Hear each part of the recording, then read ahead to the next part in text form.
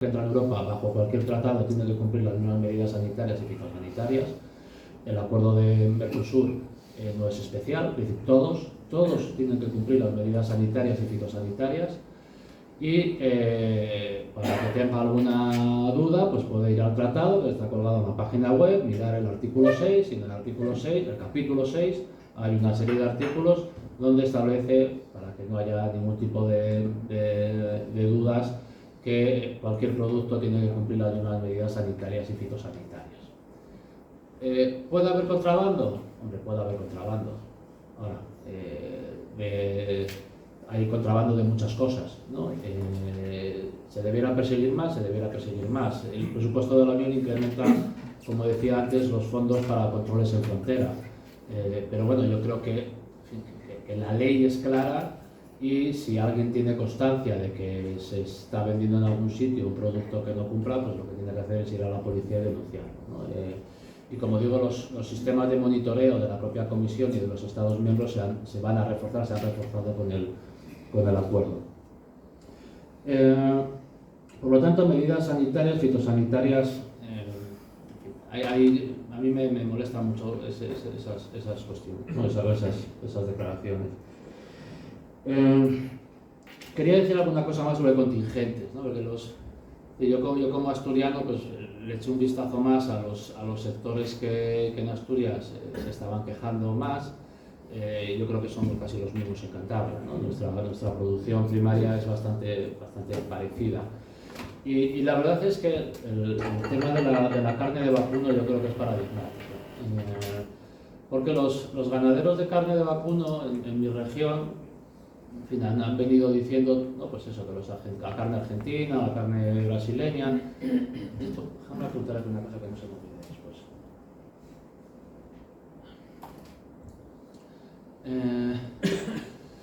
En esos momentos la Unión Europea importa de los países del Mercosur en torno a 200.000 toneladas al año de carne, de vacuno, a través de distintos contingentes con distintos aranceles. La cuota que se ha negociado en el acuerdo de Mercosur son 99.000 toneladas, 99.000 millones de toneladas, ¿vale? No sé si son millones, pero a la vez. 90.000, no, perdona, 90.000 toneladas, pues ya se me iban los millones, 99.000 toneladas, ¿vale? Es decir, en estos momentos estamos importando unas 200.000 toneladas de los países del Mercosur, y con el contingente negociado del acuerdo lo que hay son 99.000 toneladas a un arancel del 7,5%, es decir, que tampoco van a entrar gratis. Y esa cuota representa el 1,5% de la producción europea de vacuno. O sea, yo entiendo la inquietud, entiendo las dudas, la incertidumbre. El mercado es incierto para todos, ¿no? de alguna manera, y todos queremos buscar algo de seguridad, y para eso están las instituciones, entre otras cosas, ¿no? Pero, en fin, alertar de que con una cuota de importación que representa el 1,5% de la producción de vacuno europea, eso va a suponer el fin de las explotaciones ganaderas en Asturias o en Cantabria o en cualquier otro sitio, honestamente me resulta difícil creo que es un argumento que es difícilmente sostenible. Y, como digo, con el mecanismo de salvaguardia adicional para monitorizar el comportamiento de los precios. Después se pueden ir viendo sectores por sectores, tengo aquí algunas notas, yo creo que no me voy a detener más, pero intentando ya concluir, y no sé si he hablado demasiado, intentando ya concluir. El acuerdo es un acuerdo económicamente positivo para la Unión Europea. Un acuerdo que es necesario, y ahora introduciré alguna valoración política adicional, que obviamente no beneficia a todos por igual, como cuando España entró en la Unión Europea, o cuando se toma cualquier medida que supone ampliar el tamaño de mercado, ¿no? La preocupación, las inquietudes del sector primario han estado desde el principio en el centro de la negociación, y han sido una de las causas fundamentales de que la negociación tomara tanto tiempo. El efecto estimado previo a la aprobación y discusión del mecanismo de salvaguarda sobre el sector primario es un efecto neutro. Con las medidas de salvaguarda yo creo que hay pocas dudas. Las discusiones de contingentes Yo no me sé todos los detalles, todo hay que decirlo. Como digo, en su día miré mucho lo de la carne de vacuno y, honestamente, importar el 1,5 de la producción total con un arancel del 7,5, que representa la mitad de lo que importamos ahora, yo creo que llamar a la alarma generalizada me parece difícil de sostener, cuando es imposible de sostener, por otra parte, que vayan a entrar alimentos que no cumplan las medidas sanitarias y fitosanitarias de la Unión Europea, que quiero negar tajantemente. Y por último, una última valoración, ya está más política. Yo no sé si somos conscientes, creo que sí, creo que todos los que estamos aquí somos conscientes de cómo está el mundo. Yo creo que todos vemos las noticias, con independencia de a quién votemos o de dónde estemos más próximos o no. Tiendo a pensar que todos los que estamos aquí estamos viendo con horror lo que ocurre en Estados Unidos o lo que está ocurriendo en Rusia y tantas otras cosas. Los socios de Trump y de Putin en el Parlamento Europeo son el 26% de los diputados. Hay gente que se inquieta y con razón, que si Vox llega al 20%, que si no llega al 20% en nuestro país. A nivel europeo son el 26% del Parlamento. Y hemos tenido la suerte de que han dejado el gobierno de Hungría, pero siguen en el gobierno de Eslovaquia, en el gobierno de Chequia. Veremos a ver qué ocurre en Bulgaria. Están presentes en el gobierno de Finlandia y en algunos otros gobiernos como socios juniors. Y algunos que andaban por ahí, pues yo creo que esto de Trump les ha hecho removerse un poco, como es el caso de Meloni en Italia. No a otros, pero sí a Meloni. De tal manera que hay una estrategia política para minar la democracia europea, financiada además por Putin y auspiciada por Trump. Y no es una suposición de lo que Trump hace o dice. La estrategia de seguridad nacional de los gobiernos de los Estados Unidos, publicada en octubre, deja negro sobre blanco que su estrategia en Europa es dividir a la Unión Europea y acabar con ella. Y el embajador que han nombrado en Bruselas dice permanentemente que Europa es el fin de la humanidad, la Unión Europea. El día que discutíamos Mercosur en el Parlamento, la portada del Financial Times decía que la administración Trump estaba muy preocupada con el acuerdo con Mercosur porque los europeos queríamos colonizar América de nuevo, porque en el fondo supone una vía de agua a la nueva estrategia Monroe de la administración Trump. Y como digo, las amenazas que vemos todos en nuestro alrededor también están dentro de la Unión Europea, pero que, como digo, al menos tienen en torno a un cuarto del poder, que lo usan, entre otras cosas, para cambiar la ley migratoria y permitir la apertura de centros de inmigrantes en Albania o en terceros países, en este caso con la colaboración de otros, porque obviamente no pueden, pero tienen fuerza suficiente. Y en ese ámbito, yo creo que los europeos tenemos que intentar hacer cuantos más amigos mejor.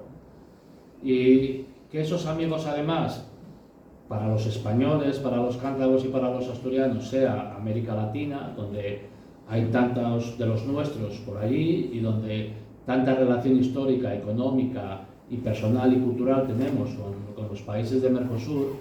Yo creo que son motivos adicionales a los estrictamente económicos. Yo soy economista, hablo de economía, pero lo más importante de la vida no es la economía, es la comunidad en la que compartimos. Y esa comunidad que compartimos con los países de Mercosur es una comunidad que hay que proteger, que hay que cuidar, que hay que asentar, que hay que desarrollar. Y el acuerdo de Mercosur, siendo bueno para Europa, para los españoles es aún más bueno.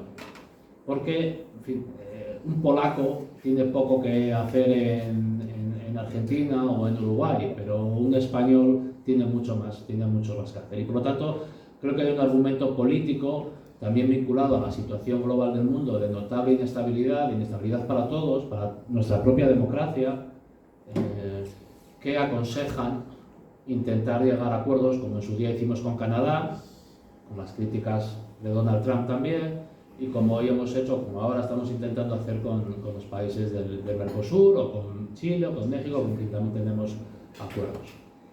Y he de decir también, para no callármelo, que las discusiones sobre las chuletas o los filetes que pudieran venir de Argentina o de Brasil, que cumplieran o no cumplieran las medidas sanitarias, no las escuché a nadie, es decir, bulos similares no los escuché a nadie del acuerdo con Estados Unidos, donde todos sabemos cómo se hormonan a las terneras en Estados Unidos. Entonces, si el debate público se llena de sobreentendidos por los cuales nos debemos preocupar por las chuletas de Argentina y no preocuparnos por las chuletas de Estados Unidos, cuando Estados Unidos nos está diciendo, o Donald Trump, que América es para los americanos, que ahí no pintamos nada a los europeos y que además negocia con Putin para vendernos en Ucrania, que es un problema existencial, que los asturianos y cántabros vemos con mucha distancia, pero que es la frontera de nuestro espacio de ciudadanía común, que es Europa, como decía al inicio, con argumentos que sostendrían operaciones similares en Estonia, en Letonia y en Lituania, o en Polonia, con permanentes entradas en los espacios aéreos de Suecia o espacios marítimos de todo el mar Báltico. Yo creo que el momento político en estos momentos está para intentar hacer acuerdos como los de Mercosur, siendo conscientes de que económicamente es positivo, protegiendo e intentando dar certidumbre a aquellos sectores que lo ven con más dudas, porque hay que ver, o sea, yo entiendo que el sector primario lo vea con incertidumbre, pero no con desesperación, quiero decir, no debieran verlo con desesperación. Y por otra parte, pues bueno, ayudar a ver cómo reorganizamos este mundo, ¿no? Teniendo en cuenta que, no sé si que ya termino, que en mi opinión el problema fundamental, o uno de los problemas fundamentales del sector primario en estos momentos, está en el recorte de la PAC que la Comisión Europea ha propuesto y que estamos intentando negociar tanto al Consejo como aquí. Quiero decir, yo creo que hay un malestar en el sector primario que tiene que ver, en mi opinión, con la excesiva reglamentación de la actividad en el sector primario, sobre todo en sitios como el nuestro, que con muchos parques nacionales que defiendo, pero que complican a veces en grado sumo la vida de los paisanos y paisanas que viven sobre el territorio, con otras cuestiones como pueden ser el lobo, que también son recurrentes en nuestras dos regiones, y con una amenaza de reducción de la política agraria común de más de un 20%. Yo creo que ahí están las inquietudes o los problemas que tenemos que intentar resolver y que todavía están pendientes de solución, tomando nota de las manifestaciones contra el Mercosur, porque es decir, entiendo que haya cierta incertidumbre, pero no la desesperación, como decía antes, y animando a todos también a orientar el trabajo para la defensa del sector primario en aquellos asuntos donde podemos ciertamente hacer algo por el sector, ¿no? Y no distraernos en que si las chuletas de Argentina tienen hormonas, pero las de Estados Unidos no. Y yo creo que ahí hay un mensaje político detrás que probablemente alguien haya también introducido para contaminar parte de la discusión pública, como algunos introdujeron contenido para desestabilizar, por ejemplo, durante el proceso independentista en Cataluña, que fueron terceros los que también jugaron ahí, terceros que juegan en todos los países y en todos los debates a desestabilizar las sociedades, a desestabilizar nuestra democracia. Muchas gracias.